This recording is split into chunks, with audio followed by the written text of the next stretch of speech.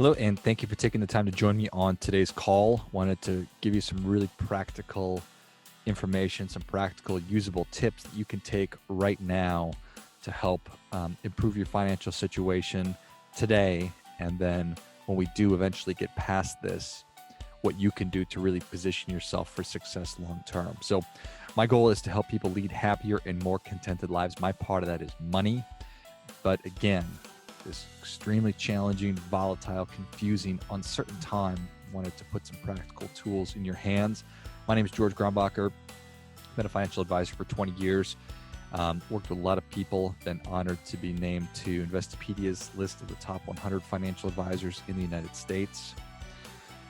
Enough about that, though. That is Big James and Baby Jack. They are my two boys. Great kids. All right, so let's just jump into this.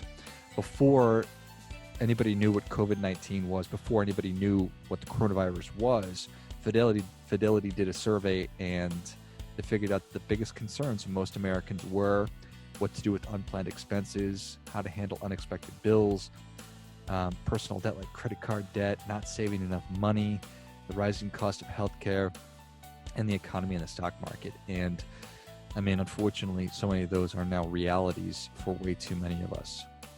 So as I jump into these tactics, I think it's really important to pull back from everything. That's really what perspective is.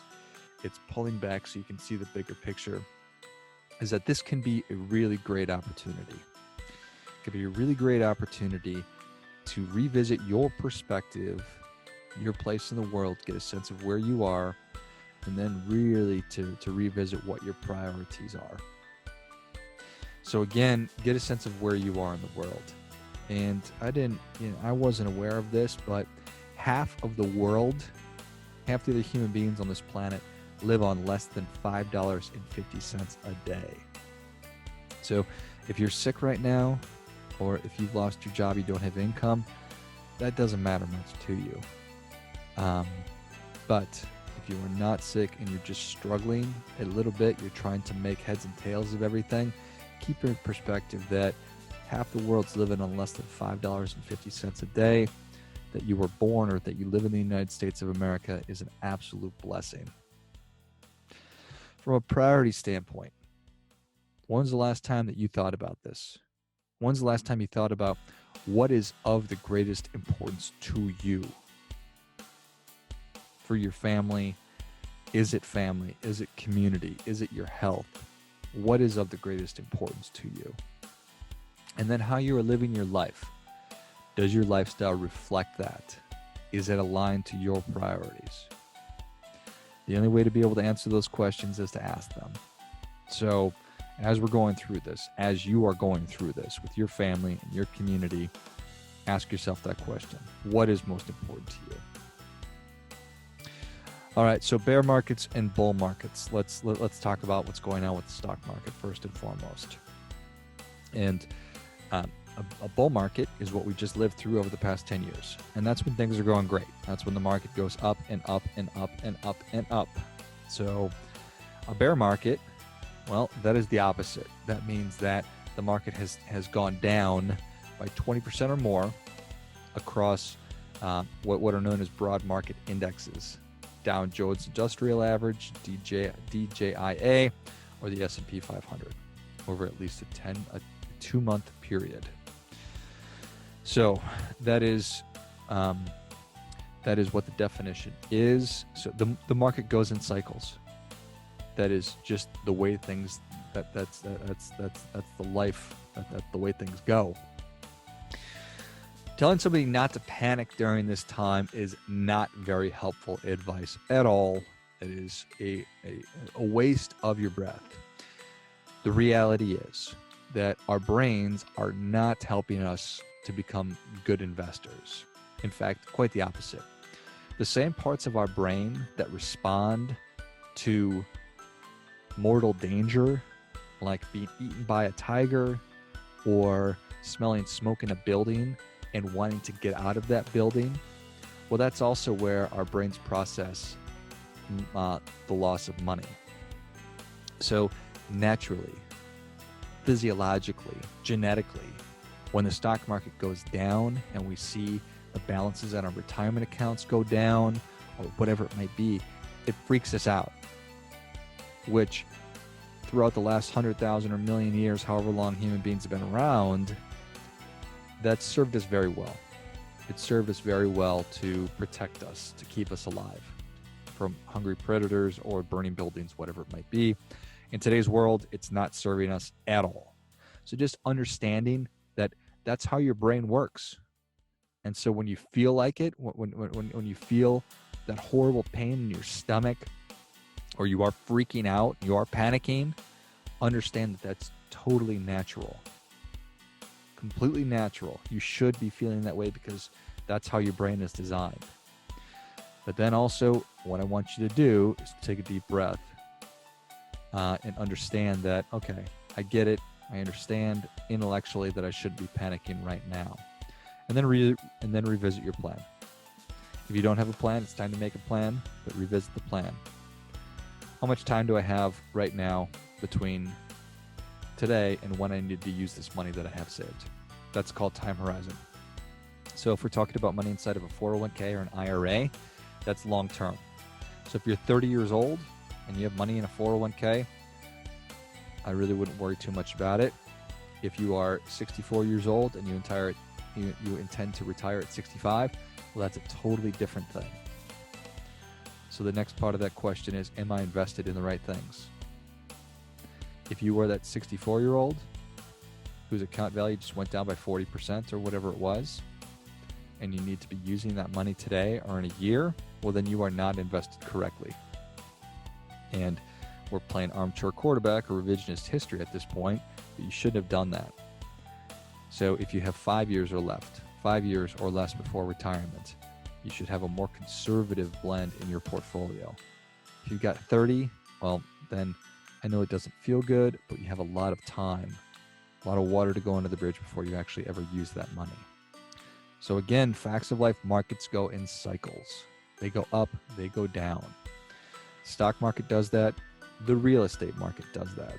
I think sometimes, I know for me even, the stock market can be a very confusing thing. And if you actually went on like some kind of a, if you went online and listened to experts talk about the stock market and talk about indicators, and they broke out all their charts and their graphs, it'd be very, very confusing.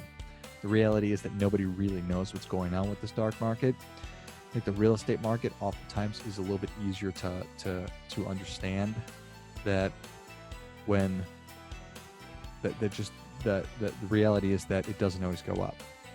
There are corrections. The market does go in cycles. Remember in 2008, 2007 to 2008, we had an enormous, obviously, stock market correction. It ushered in the Great Recession. But had you sold the balance of your 401k in 2008, let's just say you had $100,000 in your 401k in 2008 and the market crashed. The only way that you actually lost money was if you sold during that time.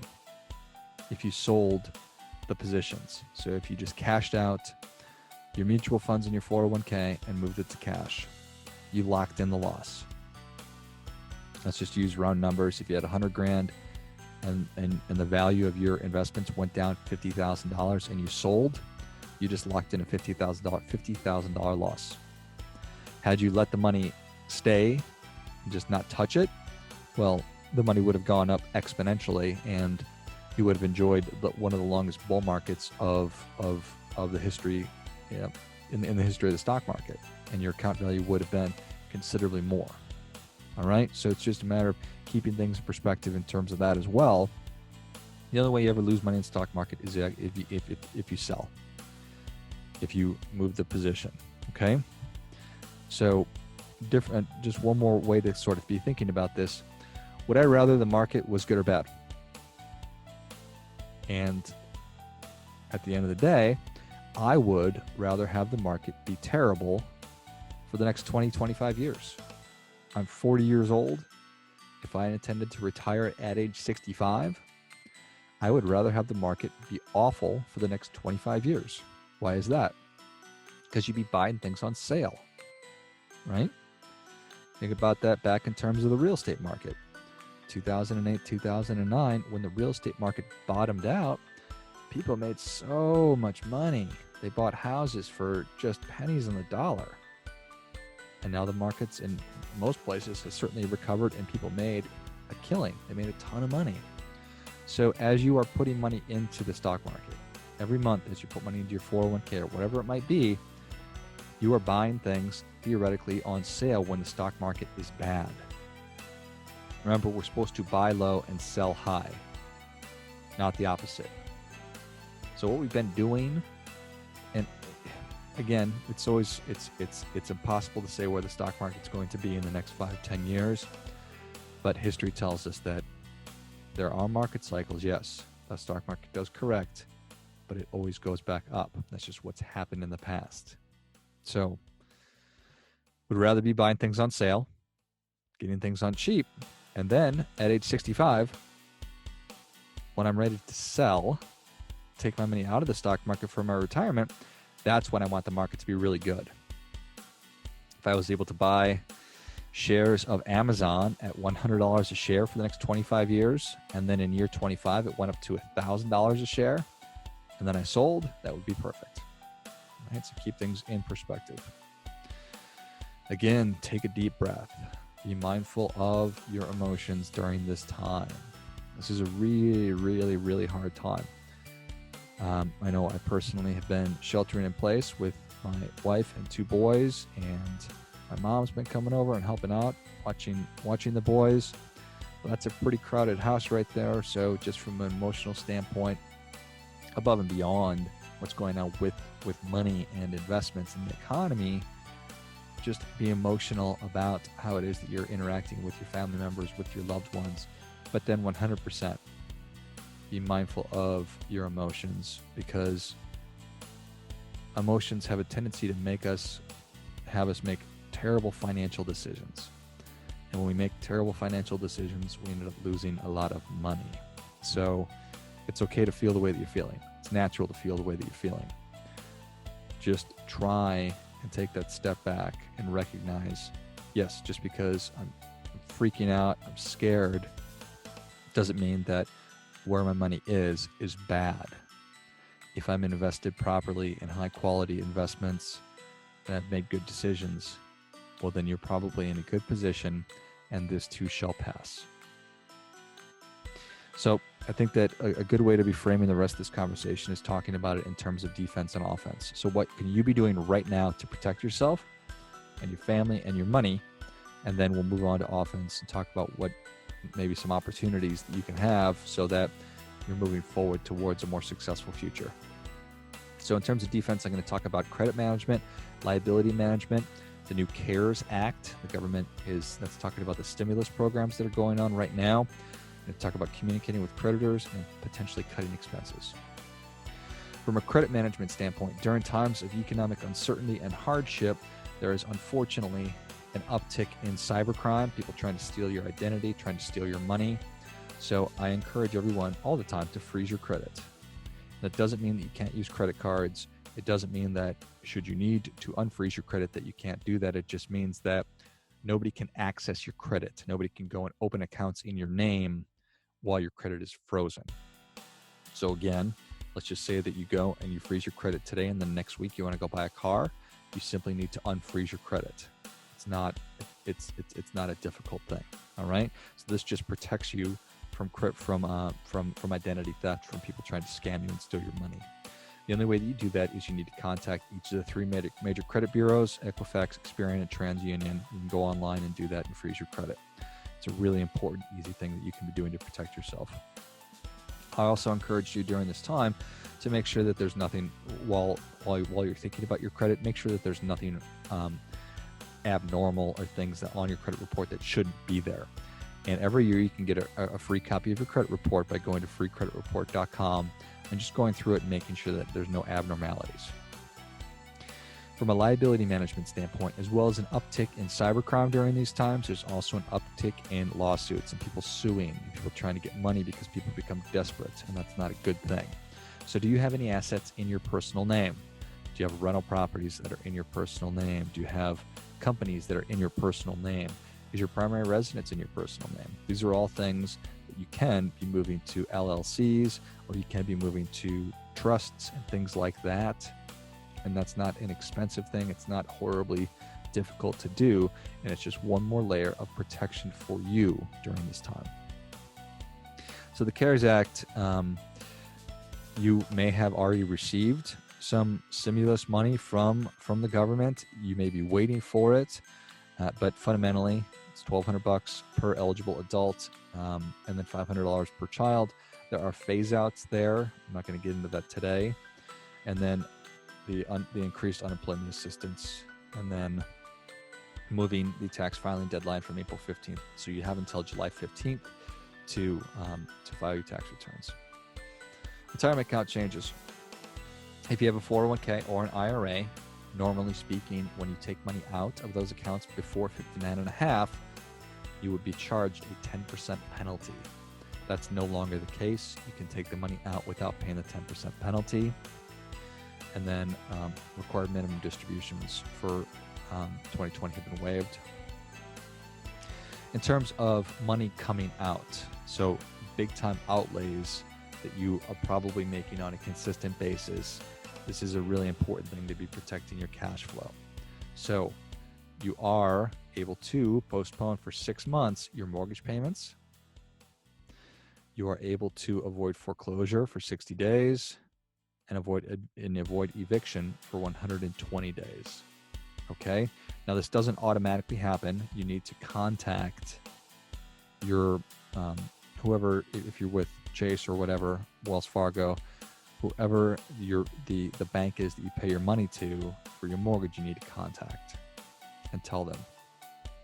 Student loans, this automatically happens. If you have a federal student loan, they will they automatically are suspended. So if you're on some kind of an auto debit where it comes out of your account, that will not happen up until September 30th. There's no interest accruing or any penalties, right? So that's automatically going to happen. If you happen to be a small business owner, even without employees, if you have an LLC or an S corporation set up or something like that, you can still qualify. If you have a lot of employees, then you definitely should be applying for these, the Paycheck Protection Program and the Economic Injury Disaster Loan. In order to do that, go to sba.gov.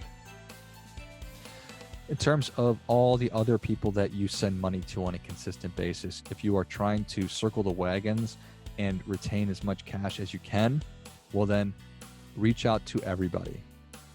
I think that right now there's so many different, if it's banks or whoever, are willing to work with you.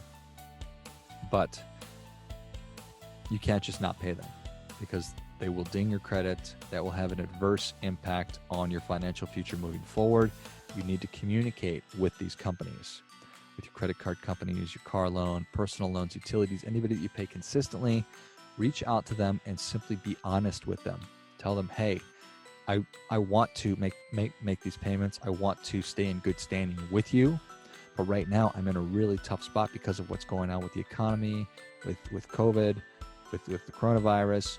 I'm in a difficult situation. I'm not able to make my payment right now. What can we do? And I think 9 times out of 10, they will absolutely work with you. You need to be proactive and reach out to them. Cutting expenses. Never fun. It's never fun. Talk about cutting back our lifestyle. It's our lifestyle after all. This is what I'm accustomed to. Things I'm accustomed to doing, the way I'm accustomed to living. That being said, desperate times sometimes call for desperate measures. Where and what can you cut from your living expenses, from your monthly expenses? Maybe not forever, but for right now. Really encourage you to take a good hard look. Talked right at the outset. What's most important to you? What are your priorities? And are they in line? Is your lifestyle in line with those priorities? Only you can answer that question. If you're in a place where there's not enough money coming in right now, or not money coming in, start it's time to start making cuts. So figure out where it is that you can do that. Hopefully I've not put you to sleep. There is baby Jack sleeping very soundly. All right, let's talk about going on offense. I want to talk about how to make extra money. Talk about a strategy for how to handle extra money coming in as you progress through your career. And I want to talk about cash on hand and racing to having 6 months of cash on hand. Somebody told me a long time ago that it's easier to make more money than it is to live on less. And I will let that rattle around in your head a little bit. I don't know if it's true or not. But what I do know is that there are hundreds and hundreds and hundreds of opportunities, probably thousands of opportunities online these days to make extra money. Had a conversation with a lady named Kathy Christoph, who is the editor-in-chief of SideHustle.com, and what her organization does, what SideHustle.com does, or did rather, and continues to do, is they looked at the world of side hustles, of gig work that you can pick up. And this is everywhere from taking surveys online to driving Uber or Lyft or whatever. And she was an investigative reporter. So what she did was she looked at all the different opportunities and vetted them and said, these are good, these are not good. Here's how much money you make. Here's how you get paid. Here's how long it takes. So if you are in a position where you want to make some extra money, go on SideHustle.com. I don't have any affiliation with it. I know it's a valuable resource, and you'll be able to find some different resources. From a career progression standpoint, so as you move along in your career, you stay with the same company, awesome, you will get raises, you'll get promoted, or you may be moving to a new company for a better opportunity, or whatever it might be. But as you progress in your career, how will you handle your raises? How will you handle increases in compensation and more money coming in? And obviously, you have a million different choices. But I think fundamentally you have two choices. The first would be that every time you start making more money, you increase your lifestyle in accordance with that. Okay, perfectly natural. I'm making another $20,000 a year. Well, I can, buy a bigger house, or buy a house, buy a nicer car, buy nicer clothes, whatever it might be. The other way to think about that or look at it is that every time you get an increase in compensation, you keep your lifestyle the same. Instead of spending the extra money, you save it. You put it towards long-term investing. You put it towards debt repayment. You put it towards short-term investing, whatever it might be. So I think that's particularly if you're a younger person, your 20s or 30s, you have a lot of time, this is a huge opportunity for you to be putting extra money aside, keeping your lifestyle relatively the same.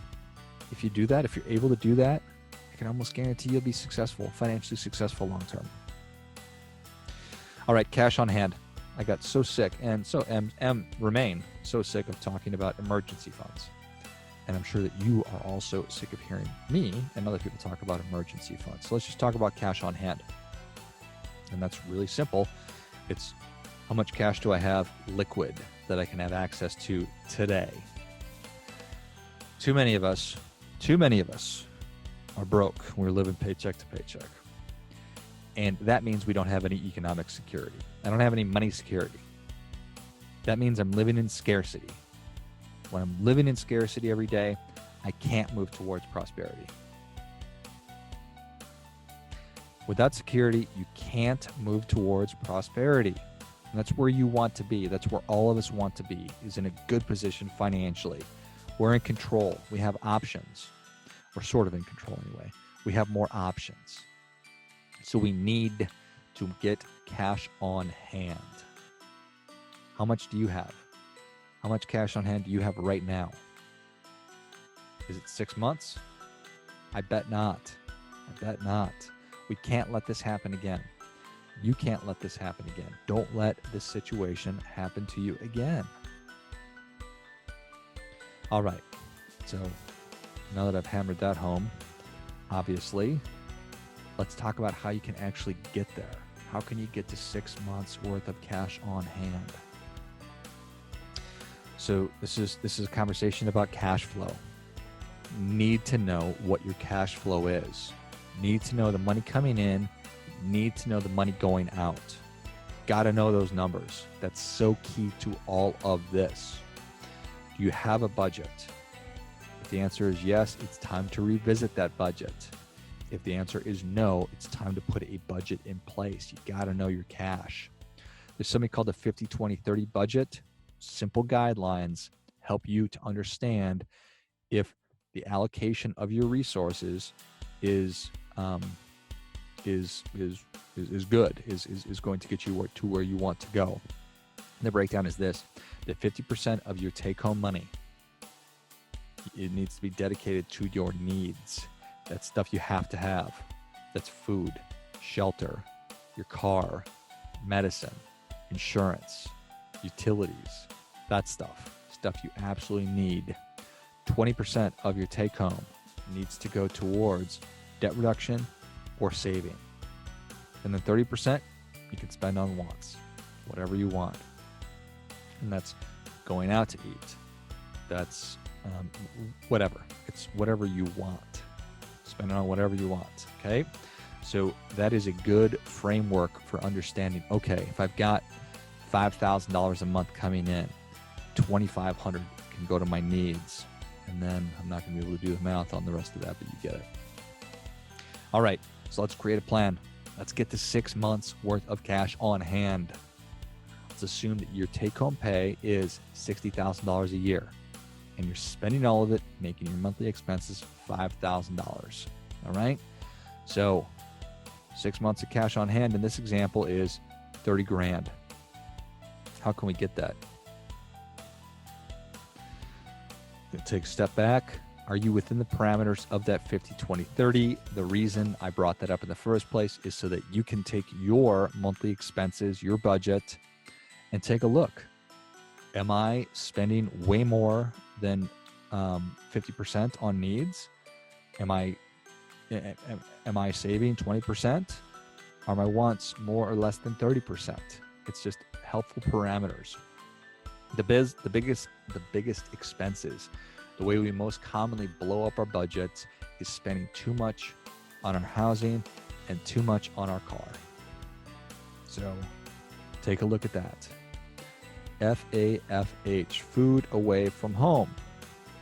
Americans spend half, or they consume half of their meals away from home. This is blowing up so many budgets. And perhaps you don't know how to cook. Perhaps you don't understand how to shop. Fair enough, not an excuse. Saving money, so easy to do by doing simple meal prep. And there are a million different resources on YouTube or other sites online where you can go on and learn how to make a week's worth of food in advance. Eat breakfast at home. Make coffee at home. Pack a lunch. Don't eat dinner out. If we are serious about getting to 6 months worth of cash on hand, getting economic security and moving towards prosperity, these are decisions we need to make. And where else can you cut money? You need to go through your monthly spending with a machete and see what expenses that you can cut. This is too important not to do this. All right, so let's continue to break this down. Could you find $416 a month to cut from your current spending? $416 a month. So that's $100 a week. If you could do that, that would get you to 1 month saved up after 1 year. So about $5,000. All right. So $100 a week, that would get you after a year, 1 month saved up. I wish that I had a magic wand and I could get to 6 months. I could help you get to 6 months saved up next week. But we need to put a realistic plan together for making this happen. Keep it going. If you could save $832 a month or $200 a week, that'd get you to 2 months worth of cash on hand after 1 year. $1,200 a month, $300 a week gets you to $15,000 after a year. That is a meaningful amount of money, and you're halfway towards 6 months of cash on hand. To make it happen in 1 year, $2,500 a month. So essentially saving, if you're making $5,000 a month, saving half of it. So might not be realistic, probably not. These are just the numbers. How about a combination of saving on expenses and earning extra money? Is there a way that you could earn another $50 a week, $100 a week? I don't know the answer to these questions. I'm asking you in hopes that you will ask yourself and figure out how to make this happen. So we're getting near the end here. This is not an easy conversation. I do not like to feel like I'm browbeating anybody or finger waving or talking down to anybody. Everything that I talk about, it's because I made the same mistakes. So there were many years in my life where I lived on credit cards and made horrible decisions. But there were also many years where I made the tough decisions and I cut my lifestyle way back so that I was able to be at a point where I had money in the bank, I had cash on hand. Nevertheless, it's not fun to talk about decreasing our lifestyles. Most of the time we're interested in increasing and living a better life. And I totally get that. Totally get that. But again, the priority is, if it's safety and security for you and your loved ones, it's about making these hard choices. So again, that's what we're talking about. We're talking about making real changes, grown-up changes. We're talking about putting you in charge. You taking charge and control, putting yourselves in a position to be successful, putting yourself and your loved ones in a position where you're protected. So think about your perspective. Get a sense of where you are in the world. I don't care what your neighbors are doing. I don't care what people on TV are doing or Instagram. They have nothing to do with you. What's important is you taking care of yourself and your family and your loved ones, putting yourself in a position to be successful. That's what's truly important. So think about that and then stop thinking about it and start taking action. Move from security to prosperity. Thank you. Hopefully this was of value to you. Always love to hear from people. Shoot me an email, george@moneyalignmentacademy.com. Would love for you to check out moneyalignmentacademy.com as well as a resource. Big James says, keep an eye on the future. All right. Thank you and stay safe.